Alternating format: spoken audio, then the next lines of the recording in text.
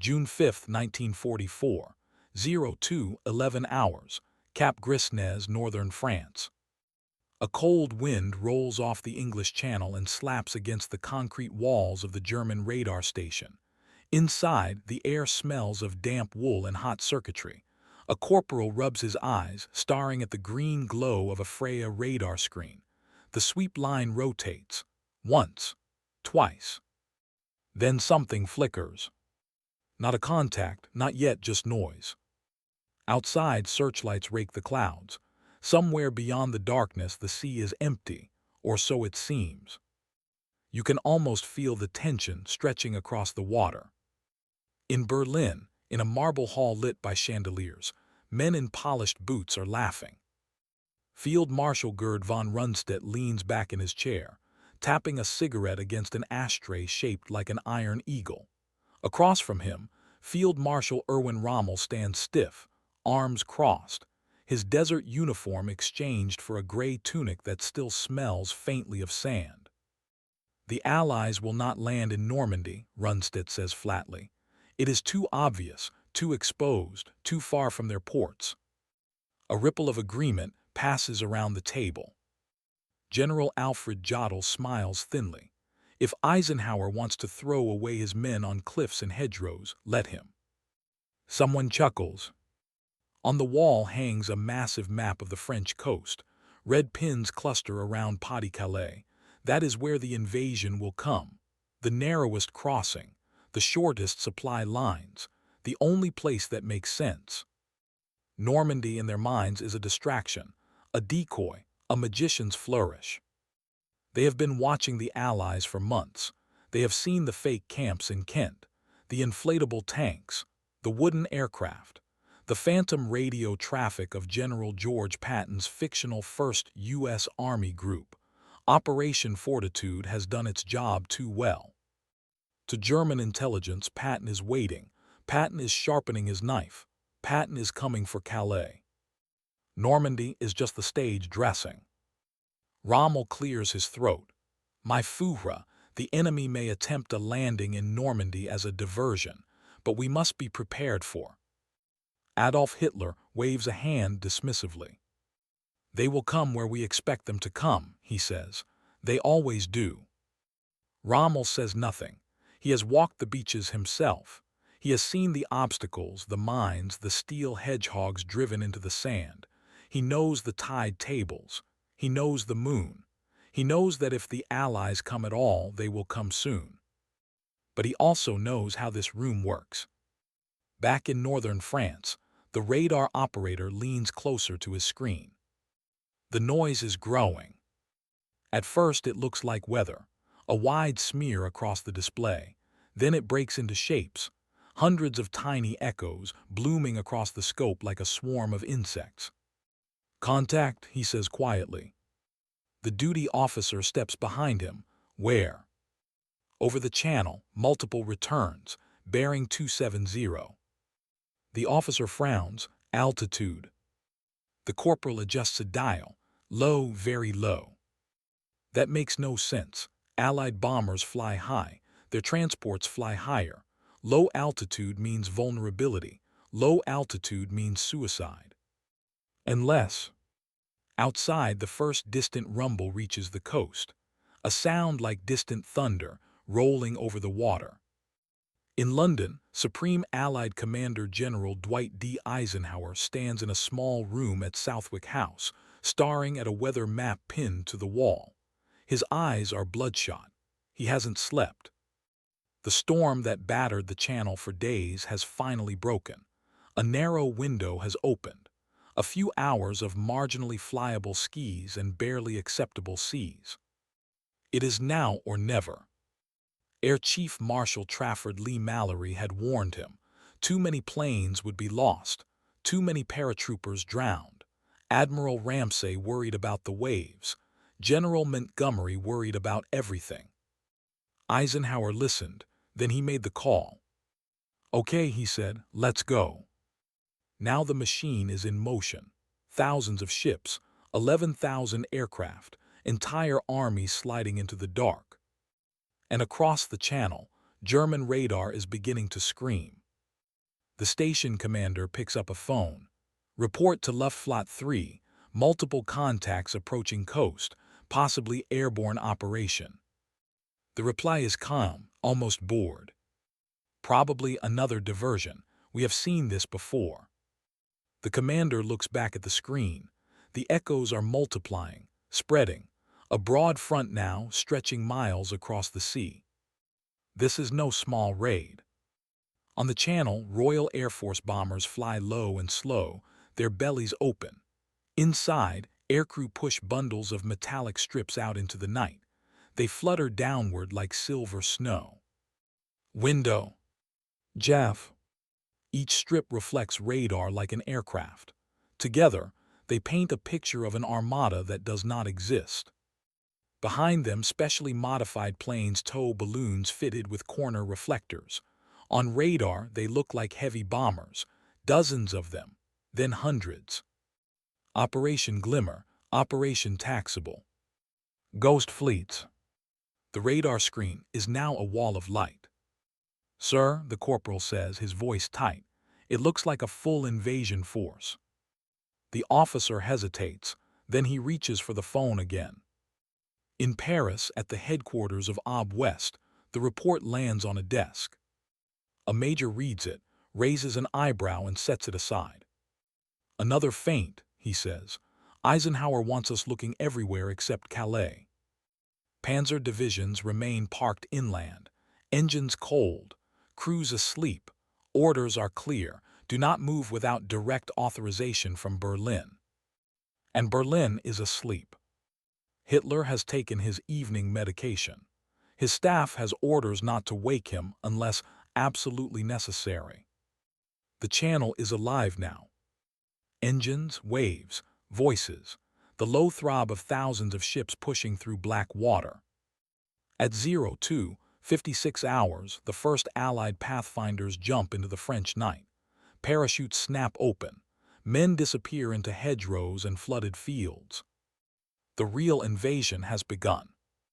But on the German radar screens, the ghosts are louder than the living. And the men who laughed at Eisenhower's plan are still convinced they are watching a trick. They do not yet realize that the silence they are about to hear will be the sound of their world collapsing.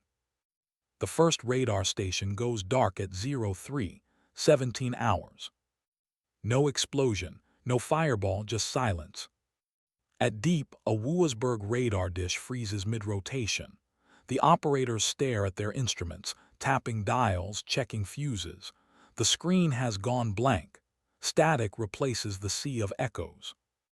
Power fluctuation, someone mutters. Then the phone lines go dead. Along the coast, the same thing happens again and again. German radar eyes blink out one by one, as if something is moving down the shoreline, cutting their vision away with a blade. It is not a bomb. It is not sabotage. It is something far more dangerous. In the sky above the channel, RAF mosquitoes streak through the darkness at treetop height. Their bellies glow faintly from electronic pods slung beneath their wings. Inside those pods, British engineers have packed the most advanced electronic warfare equipment in the world. Mandrel jostle carpet. Names that mean nothing to the men on the ground. But in the air they are weapons. A mosquito pilot watches his instruments as the jammer comes online. A low hum fills the cockpit. On the German coast, radar receivers begin to howl. Their screens dissolve into snowstorms of interference. To the operators, it feels like trying to see through a blizzard. At Cap d'Antifer, a lieutenant slams his fist against the console. "I can't see anything," he snaps. "It's like someone poured fog into the machine." His sergeant shakes his head. "That's impossible. Radar doesn't work like that." But it is working like that. Across the channel, Eisenhower stands on the deck of a destroyer, watching the invasion fleet stretch to the horizon. Dim blue lights mark the ships. The sea is crowded with steel, transports, battleships, landing craft, oilers, tugs. It is the greatest armada ever assembled. And the enemy cannot see it. Above them, C-47 transports drone toward Normandy, their navigation lights blinking like a slow heartbeat. Inside, paratroopers sit in silence, helmets between their knees, faces streaked with black grease. One of them fingers a St. Christopher medal. Another whispers a prayer. At 04:15 hours, the first German coastal batteries receive reports of heavy air activity over the channel. No clear radar picture, no confirmation of direction, just fragments. In Paris, a duty officer tries to piece together the puzzle. He has half a dozen reports on his desk. None of them match. "Is it Calais?" he asks. "No, sir. The jamming is strongest west of Le Havre." "Normandy?" "Possibly, but that's what they want us to think." He hesitates, then he stamps the report, diversion likely. The paper goes into a folder, already thick with Allied tricks.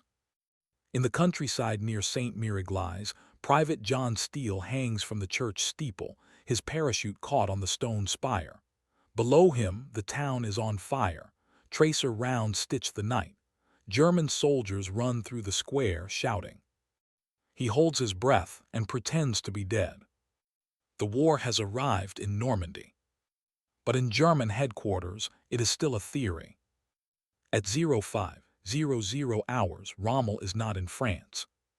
He is in Germany, driving to visit his wife for her birthday. He believes the weather has postponed any invasion. He believes the storm has bought them time. He does not know that Allied ships are already forming assault lines. At 05:30 hours, German Naval Command reports large numbers of vessels in the channel. The report is marked uncertain due to electronic interference.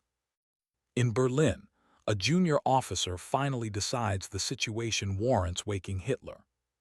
He walks to the Führer's quarters, raises his hand, hesitates, then turns away.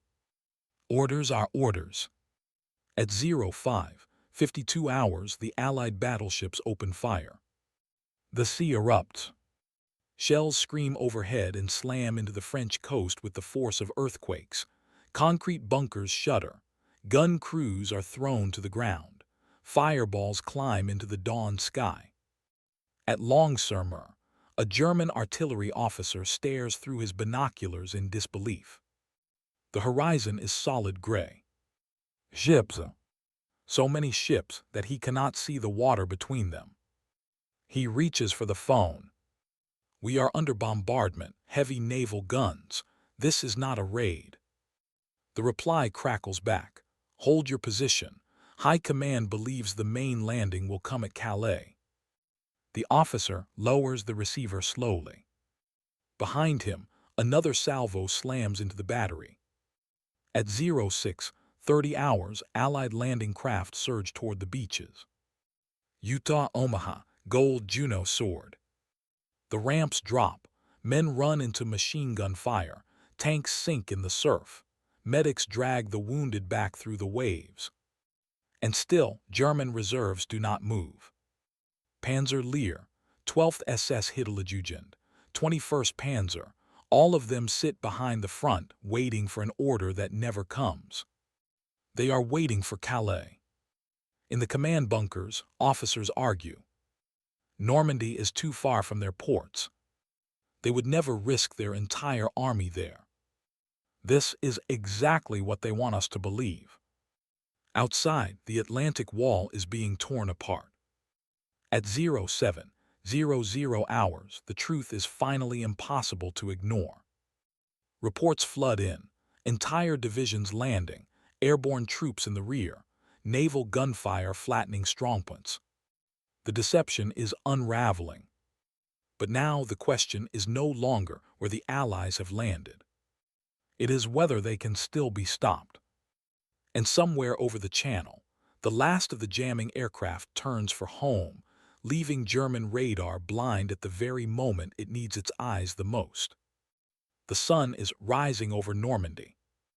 A pale orange glow spills across the smoke and dust, revealing a coastline that no longer resembles the map boards in Berlin.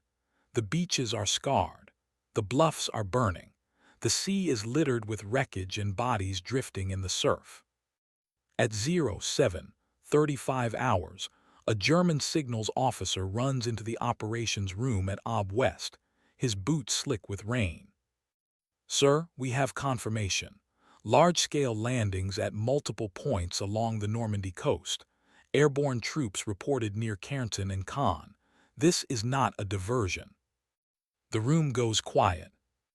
General Hans Spadel, Rommel's chief of staff, takes the report and reads it twice. Then he looks up slowly. "They've done it," he says. "They've crossed." A staff officer swallows. "Should we release the Panzer reserves?" Spadel hesitates.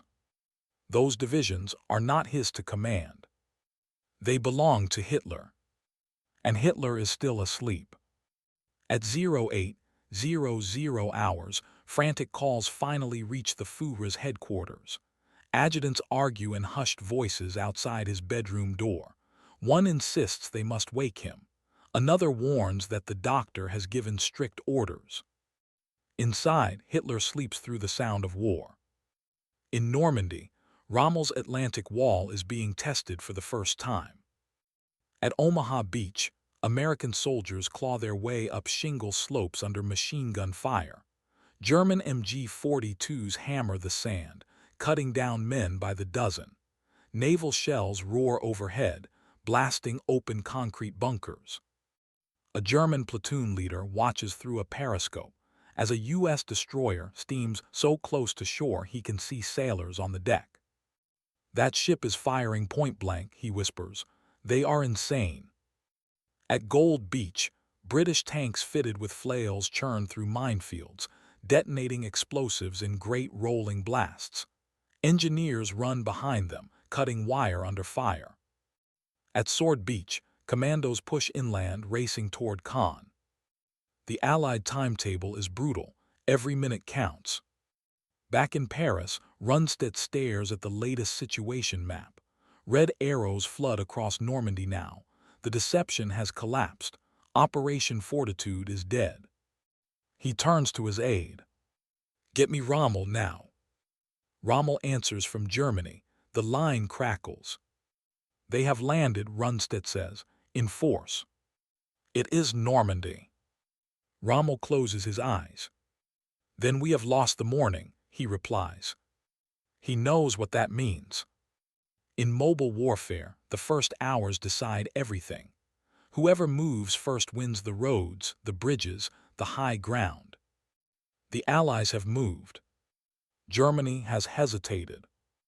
At 09:00 hours, Hitler is finally awakened. He listens to the reports in silence, his face pale. Maps are spread across a table. Normandy is circled in red. "This is a deception," he says at last. "The main blow will come at Calais." Rundstedt tries to argue. So does Jodl, so does Cadel. Hitler shakes his head. "If we release the panzers now, we fall into their trap."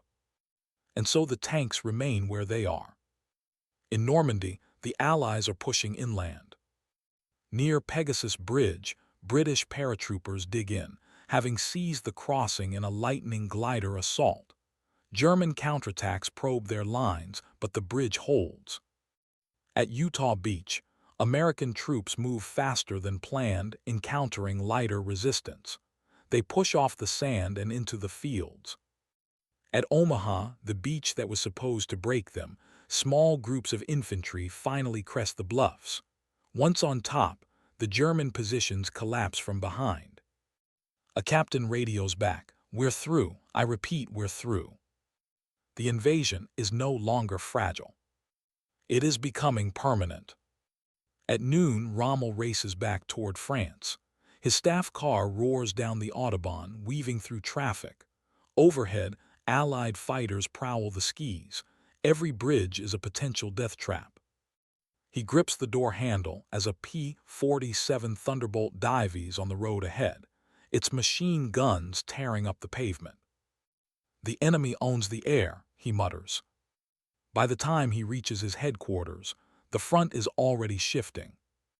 German units are falling back. Communications are breaking down. Allied aircraft roam freely, destroying convoys before they reach the battlefield. Rommel demands the Panzer reserves. Again he is told, not yet. Hitler still believes Calais is the real target. In Berlin, Goebbels writes in his diary that the Führer is calm, confident, certain that Eisenhower is bluffing. On the Channel, more Allied ships arrive. More men, more tanks, more guns. The beaches that were supposed to be a killing ground are becoming ports. The German radar stations, now free of jamming, finally see clearly again. And what they see is an ocean full of enemies. The truth is undeniable. But the delay has already done its damage. The laughter in Berlin is gone. In its place is a creeping dread. Because the moment they dismissed as a trick has become the moment that will decide the war. Rommel arrives at La Roche-Guyon just after 17:00 hours. His headquarters sits in a shade tower carved into the cliffs above the Seine. From its terraces, you can see the river winding through the countryside like a silver ribbon. On any other day, it would be peaceful. Today, it feels like the edge of a collapsing world. Staff officers swarm him the moment he steps out of his car. Maps are shoved into his hands. Reports overlap. Voices compete. British armor pushing south from Sword. American forces breaking out from Omaha. Airborne troops holding the murder at crossings. Rommel listens, jaw clenched. "Where are the Panzers?" he asks. An aide hesitates. "Panzer Lehr is moving now, sir. The 12th SS is still awaiting authorization." Rommel slams his fist against the hood of the car. "We needed them at dawn," he says. "At dawn, this could still have been crushed." He knows the truth. The window has closed. In Normandy, the hedgerows have become fortresses. Every field is a box. Every sunken road a trench. German infantry dig in, waiting for armor that may never arrive. At Caen, British forces fight street to street. The city burns. Smoke turns the sky black. Civilians flee with what they can carry, eyes wide with terror. At Cairnton, American paratroopers hold a narrow corridor against repeated counterattacks. They are low on ammunition, low on water, high on adrenaline. A lieutenant tells his men, "No one goes back, not today." Across the front, the pattern is the same. German units fight hard, some fight brilliantly, but they fight alone. Allied air power smothers every movement. Fighter-bombers patrol the roads, hunting anything that moves. Tanks, trucks, horse carts, nothing is safe. A German Panzer commander watches his columns scatter as rockets tear into the lead vehicle. "We are being hunted," he radios, "like animals." At Ob West, Rundstedt finally loses his temper. "Release every reserve we have," he demands, "or there will be nothing left to save." The request goes to Berlin. The answer comes back hours later. Hitler authorizes a limited counterattack. Limited. It is too little. And it is too late. On June 7th, the Allies push deeper inland. Their beachheads link up. Supply dumps rise behind the lines. Engineers build roads where none existed. Mulberry harbors begin to take shape off the coast, massive floating docks assembled under fire. Trucks roll ashore in endless lines. The invasion has found its footing. German radar stations now track every wave of incoming aircraft. They see them. They just cannot stop them.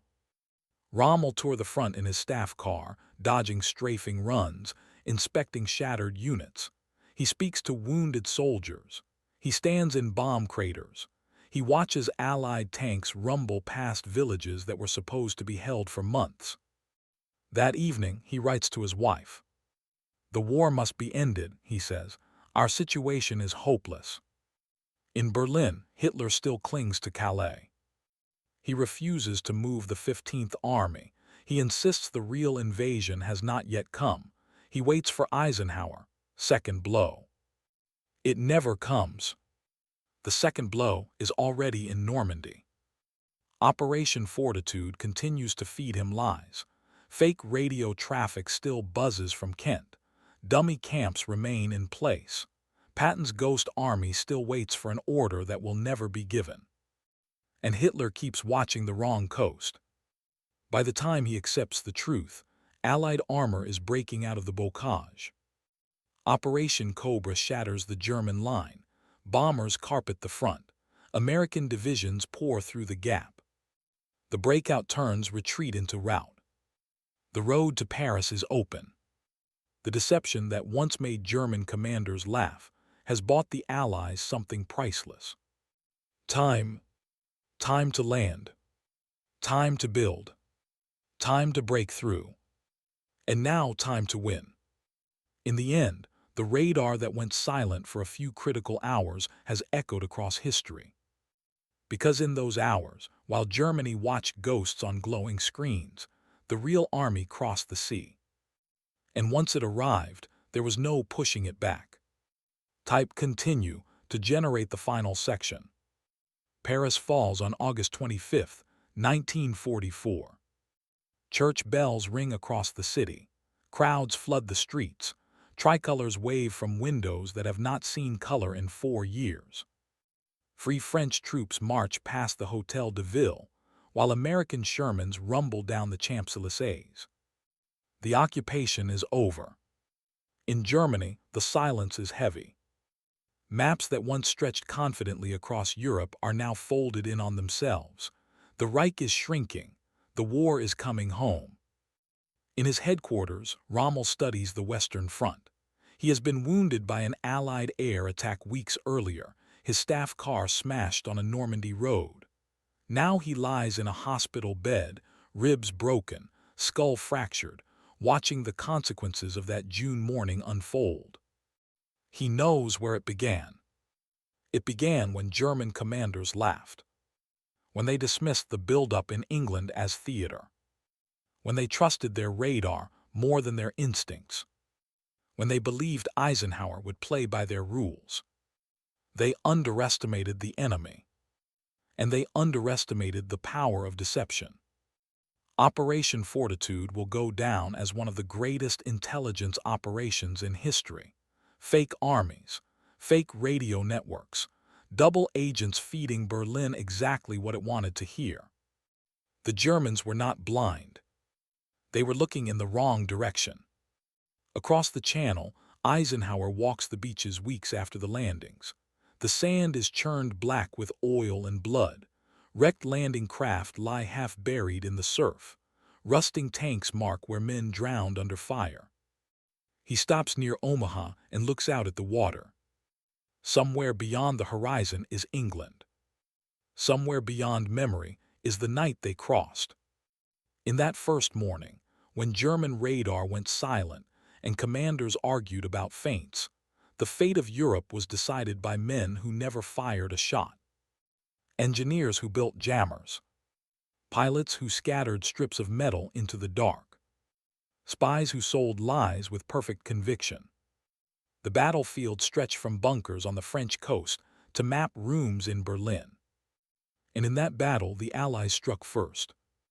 The German High Command would later admit it. They had been fooled. Completely. Rundstedt would say, "We were deceived on a grand scale." Rommel would say, "The invasion could have been stopped only in the first 24 hours. After that, it was impossible." Hitler would say nothing. He would retreat deeper into his bunkers, watching his empire burn on newsreels and situation maps. The war in the West would end less than a year later. But the moment that sealed it came before dawn on June 6, 1944. When radar screens filled with ghosts. When real armies moved in the dark. When the men who laughed finally understood. And by then, the beaches were already lost. And